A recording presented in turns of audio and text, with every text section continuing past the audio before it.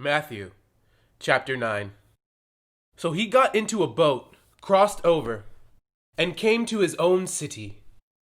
Then behold, they brought to him a paralytic lying on a bed. When Jesus saw their faith, he said to the paralytic, "Son, be of good cheer. Your sins are forgiven you." And at once some of the scribes said with themselves, "This man blasphemes." But Jesus, knowing their thoughts, said, "Why do you think evil in your hearts? For which is easier to say, 'Your sins are forgiven you,' or to say, 'Arise and walk'?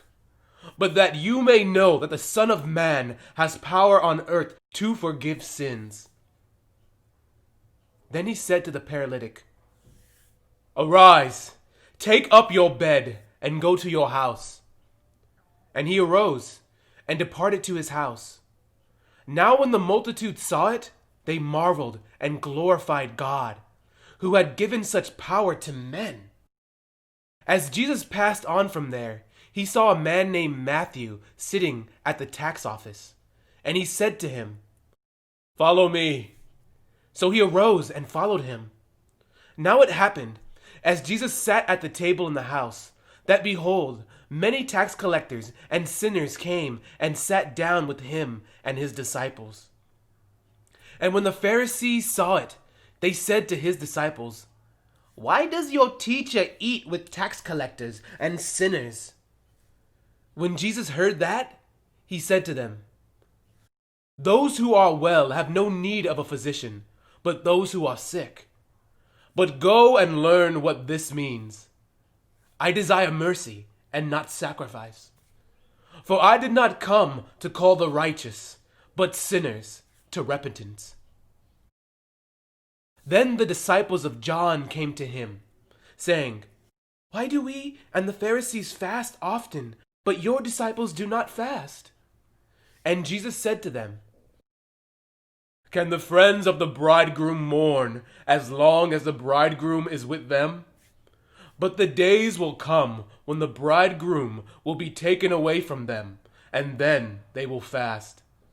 No one puts a piece of unshrunk cloth on an old garment, for the patch pulls away from the garment, and the tear is made worse. Nor do they put new wine into old skins, or else the wineskins break. The wine is spilled, and the wineskins are ruined. But they put new wine into new wineskins, and both are preserved." While he spoke these things to them, behold, a ruler came and worshipped him, saying, "My daughter has just died, but come and lay your hand on her, and she will live." So Jesus arose and followed him, and so did his disciples. And suddenly a woman who had a flow of blood for 12 years came from behind and touched the hem of his garment. For she said to herself, "If only I may touch his garment, I shall be made well." But Jesus turned around, and when he saw her, he said, "Be of good cheer, daughter. Your faith has made you well." And the woman was made well from that hour. When Jesus came into the ruler's house and saw the flute players and the noisy crowd wailing, he said to them, "Make room, for the girl is not dead, but sleeping." And they ridiculed him. But when the crowd was put outside, he went in and took her by the hand, and the girl arose. And the report of this went out into all that land. When Jesus departed from there, 2 blind men followed him, crying out and saying, "Son of David, have mercy on us." And when he had come into the house, the blind men came to him, and Jesus said to them, "Do you believe that I am able to do this?" They said to him, "Yes, Lord." Then he touched their eyes, saying, "According to your faith, let it be to you." And their eyes were opened, and Jesus sternly warned them, saying, "See that no one knows it. But when they had departed, they spread the news about him in all that country. As they went out, behold, they brought to him a man, mute and demon-possessed. And when the demon was cast out, the mute spoke, and the multitudes marveled, saying, "It was never seen like this in Israel." But the Pharisees said, "He cast out demons by the ruler of the demons." Then Jesus went about all the cities and villages, teaching in their synagogues, preaching the gospel of the kingdom, and healing every sickness and every disease among the people. But when he saw the multitudes, he was moved with compassion for them, because they were weary and scattered, like sheep having no shepherd. Then he said to his disciples, "The harvest truly is plentiful, but the laborers are few.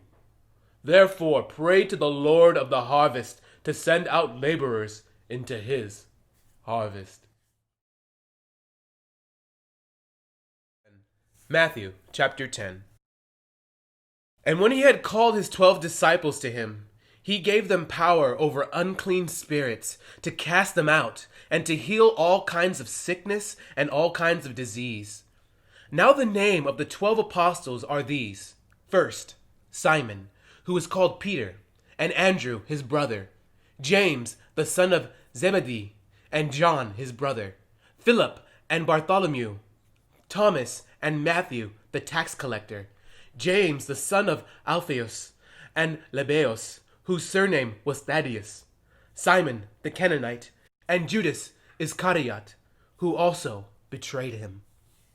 These 12 Jesus sent out and commanded them, saying, "Do not go into the way of the Gentiles, and do not enter a city of the Samaritans, but go rather to the lost sheep of the house of Israel.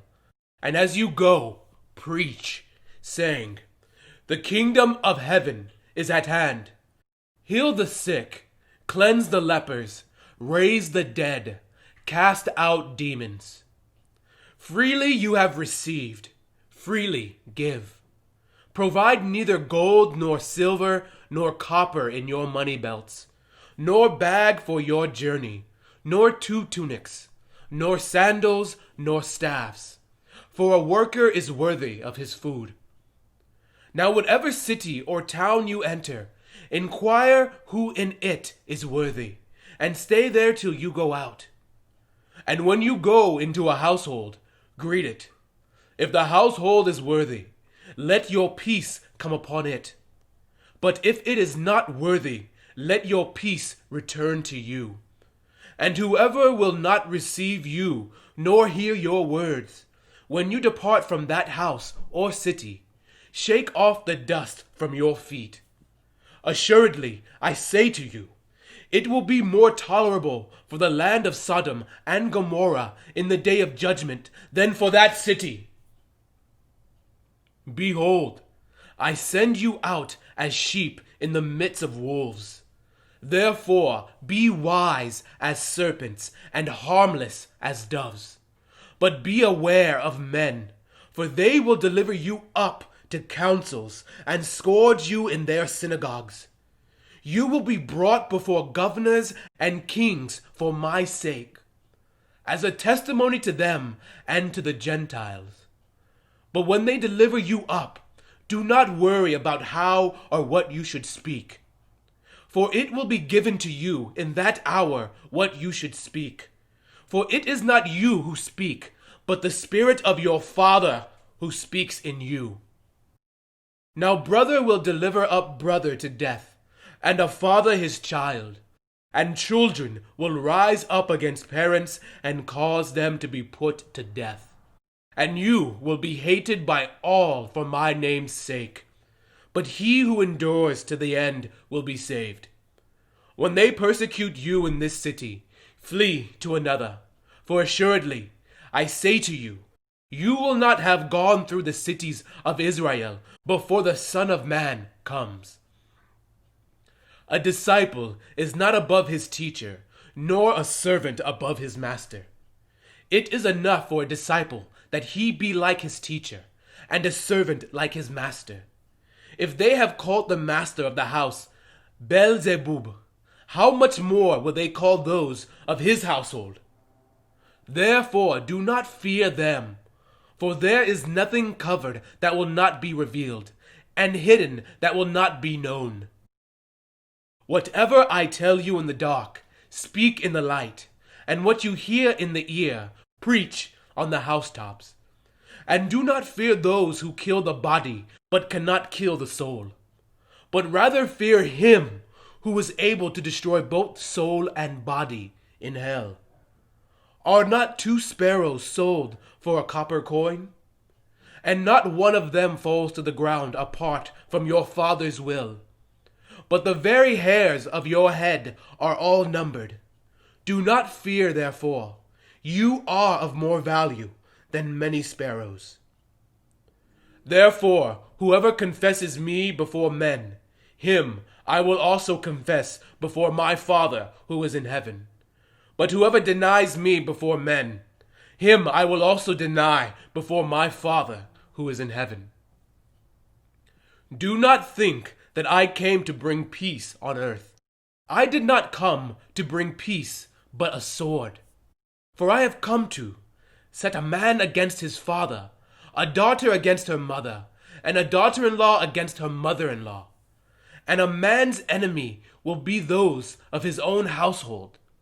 He who loves father or mother more than me is not worthy of me. And he who loves son or daughter more than me is not worthy of me. And he who does not take his cross and follow after me is not worthy of me. He who finds his life will lose it, and he who loses his life for my sake will find it. He who receives you receives me, and he who receives me receives him who sent me. He who receives a prophet in the name of a prophet shall receive a prophet's reward. And he who receives a righteous man in the name of a righteous man shall receive a righteous man's reward. And whoever gives one of these little ones only a cup of cold water in the name of a disciple, assuredly, I say to you, he shall by no means lose his reward.